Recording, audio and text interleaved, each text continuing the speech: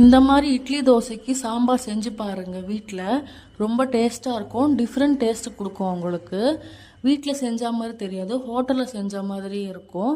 பசங்களும் ரொம்ப விரும்பி சாப்பிடுவாங்க.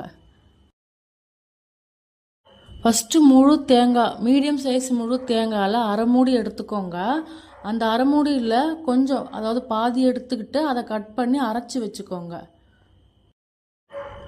1 கப் சிறுபருப்பு, 4 உருளைக்கிழங்கு, மீடியம் சைஸ் உருளைக்கிழங்கு குக்கரில் போட்டு 4 விசில் விடுங்க.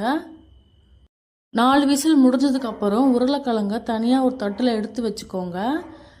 சிறுபருப்பு நல்லா வெந்திருக்கணும். இந்த மாதிரி நான் செய்கிறது 4 பேருக்கு தேவையான அளவு செய்கிறேன். உங்களுக்கு உருளைக்கிழங்கு இந்த மாதிரி சின்ன சின்னதாக கட் பண்ணிவிட்டு நல்லா மெசஞ்சு வச்சுக்கோங்க. எண்ணெய் நல்லா காஞ்சதுக்கப்புறம் கடுகு போட்டுடுங்க. கடுகு போட்டு 3 மீடியம் சைஸ் வெங்காயத்தை கட் பண்ணி போட்டுக்கோங்க. வெங்காயம் நல்லா வதங்கினதுக்கப்புறம் 3 பச்சை மிளகாவை சின்ன சின்னதாக கட் பண்ணி போட்டுக்கோங்க. நல்லா வதக்கி விடுங்க.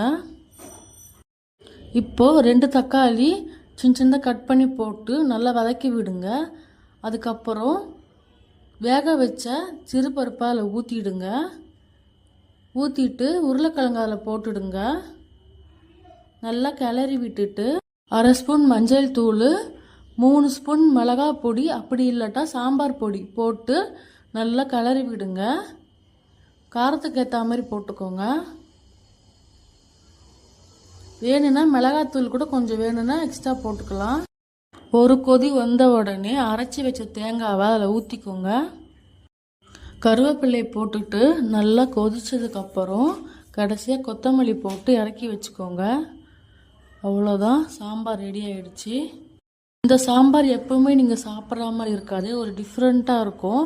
ஹோட்டல் ஸ்டைல் சாம்பார் மாதிரி இருக்கும். ட்ரை பண்ணி பாருங்கள்.